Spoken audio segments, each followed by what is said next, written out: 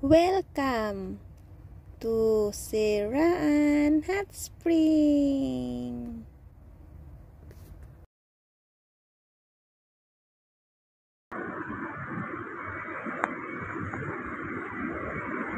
Di ba ako nakauwi sa amin sa probinsya?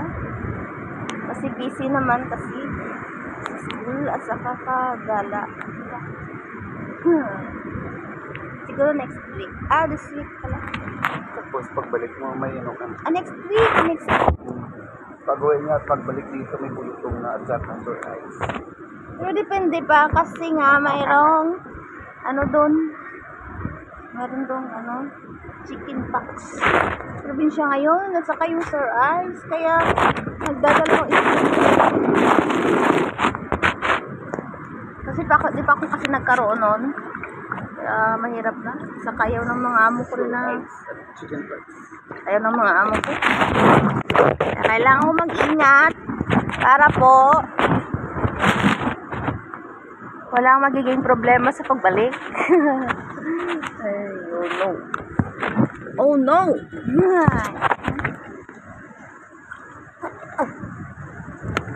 Ganito lang kami. Pag may time, pag may budget. Oh! May budget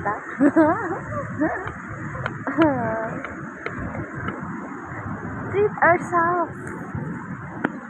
Have banking time. Last time, nag-island hopping tayo na kami. Nag-island hopping kami. Doon ganito? Ano yun? Sa walang gas na island. Wala ko yung kakadto dito ya. Atong nag-island hopping kita po sa mga... Sa Concepcion? Oo, sa Concepcion. Island hopping kami dito. Doon ako kumain ng... Ano ngayon to pa? Crabs. Crabs. Kasi matagal akong hindi kumain ng crabs. Siguro mga 5 years old, last ko na kumain ako ng crabs. Kaya nang sumuka ako ng sumuka. Kaya hindi na ako kumain. So, that time, wala akong choice. Kasi nga, nasa isla kami. At yun lang ang pagkain ng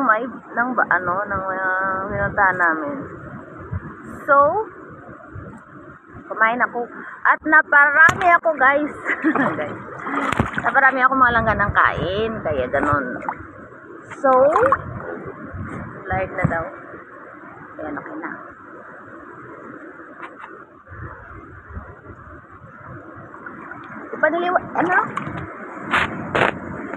Ipinaliwanag sa akin nito na iba daw yung lasa pag galing sa dagat kaysa galing sa nga tawag doon sa punong pa? Palaisdaan. Mas masarap daw at saka walang lansa, walang pangit na lasa pag sa dagat galing.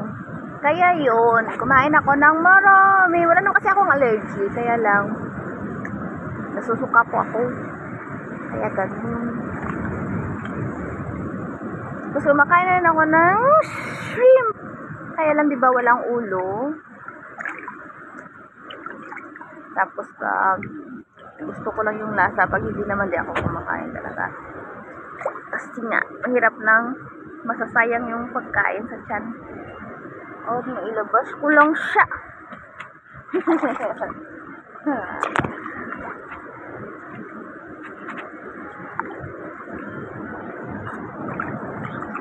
So, update na lang namin kayo later. Kung ano mga ganap. Kasi maniligo po muna ako. Thank you for watching. Maglublob muna ako, lublob. Okay? Lublob. Wala akong mapakita ang mga view kasi ngayong umaga. Hindi ko siya may papakita kasi high tide siya. Tapos yung tubig, hindi ko siya may papakita yung dagat kasi nga high tide. Tapos yung tubig is hindi maganda tingnan kasi kulay yellow. Tapos ang taas ng tubig, grabe no. Tapos ang alon talaga niya. Oh, Dako pila siya sa kamot no? Yung anak ko kahapon, kasi nga daw malakas yung alon, tapos naabot sila ng alon, dun sa may, dun na, oh. Sa may bato, dun sa gilid, kasi tumambay sila dun. Bigla lang daw lumakas yung alon, punta sa kanila. Natumba daw silang 5. 5 sila natumba. Tapos siya lang yung nasugatan. Pero okay lang. Experience naman yun eh. Wala namang problema. Hindi takot yung anak ko sa mga ganyan. Sanay naman kasi siya eh. Kasi pangalan ng tatay niya. Yung papa niya. Ay, okay lang. Humingi lang siya ng gamot. Tapos nung alam niyang wala namang gamot, wala lang. Wala lang. Gusto niya lang sana i-first aid yung sugat niya. Kaya lang, wala nga kaming dadala. Dala namin yung gamot lang sa sakit ng ulo. Ha? In case sumakit yung ulo nila. Ay, wayo si Abby. Malakas daw yung alon talaga. Ngayon, mas lumakas. Hindi pa siguro, lumabas yung Ay, wala naman dili sa Isabela. Saan?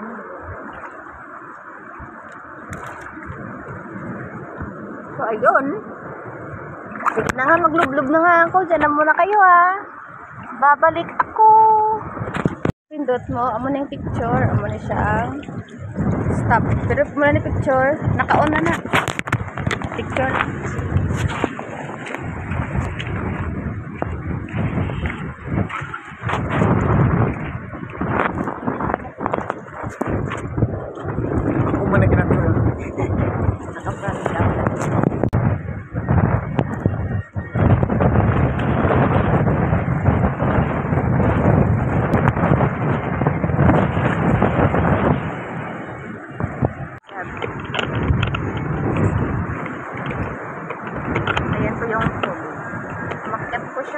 Dapat may dalampasigan pa po yan. Kaya lang. Ito po. Sulfur din po to siya. Kaya lang madumi kasi nga. Di pa nalinisan yung bagay. Tapos maalon kasi siya. Useless lang naman to. Nilinisan nila. Ganyan po yan.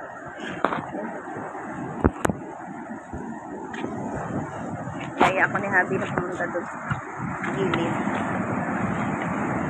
Delikado.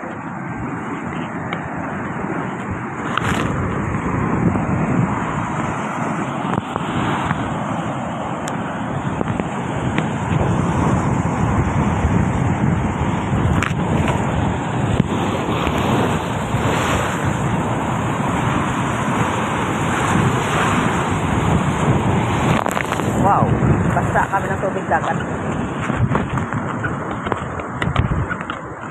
Ito yung big pool. Enjoy kita sa iyo. Good morning! Aso po yan dito. Kasi tuwang-tuwa kasi kagabi, busog sila. Lahat ng karne, ng buto-buto. Picture ta ka? Tubang pa, dali lang yun. Okay. Ay, isang cute. Good morning. Ano sa mo? Lalang. Good morning. Ang cute. Diba? Pakita ko dami ang pool nila. Kailan? Wala man nila gaulan.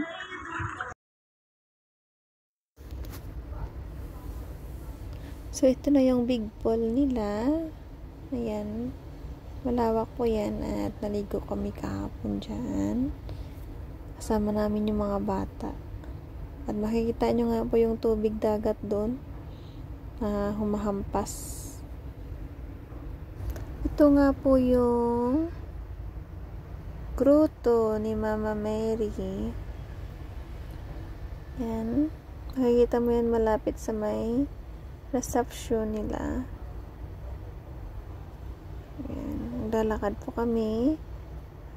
pabalik po sa aming cottage. Yan, yung makulit na aso. Tuwang-tuwa yan kasi nga busog sila kagabi. Kanya naman talaga yung mga aso, diba? Kung sino yung nagpapakain, doon sila talaga lumalapit. Yan.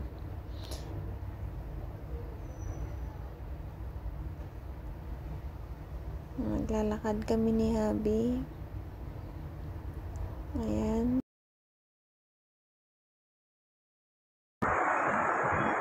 Bababa na kami. Papunta sa aming cottage. Maganda sana to kung ano. Hindi high tide at walang bagyo. Diba? Yung mga aso, gustong gusto kami. Kasi busog sila talaga. Hindi ka baka dito?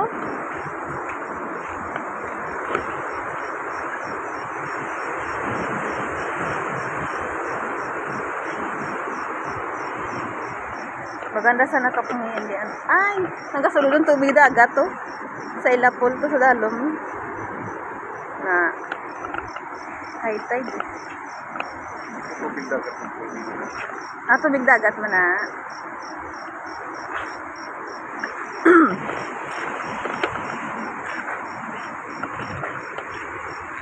Mamayang hapon to siguro sa lunch time. Mayroong mag-chicken. Ay! Wala na giman. Nalambas na giman ang alagyan to. Wala na talagyan. Nag-high-tide na gid. Kaya di ka mage.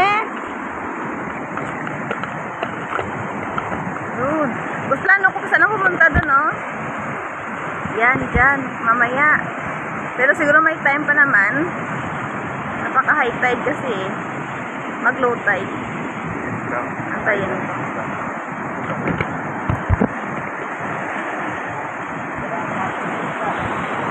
Ragas doon eh.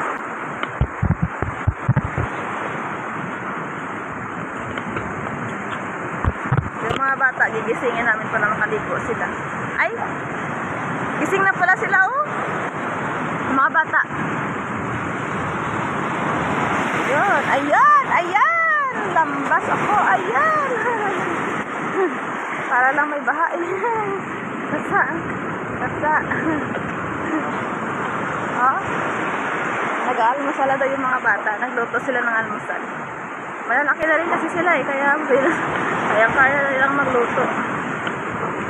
Sabi nga ng anak ko, malaki na daw siya. Ayan. Kita ko sa inyo hanggang sa may room namin. Ayan. Grabe no. Asa hanggang dito pala. Siguro kung ano pa dito talaga yung landfall ng typhoon. Baka hanggang dito sa cottage namin siguro ang tubig. Yan, nag-almusal. Ay, maligo.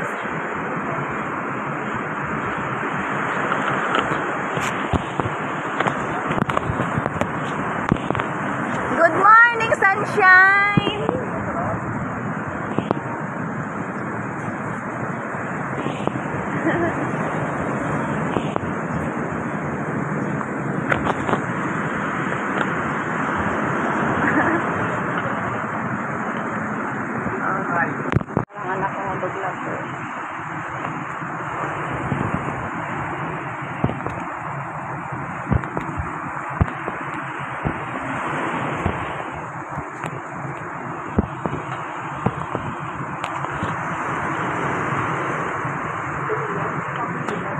Hello, bye-bye na kami.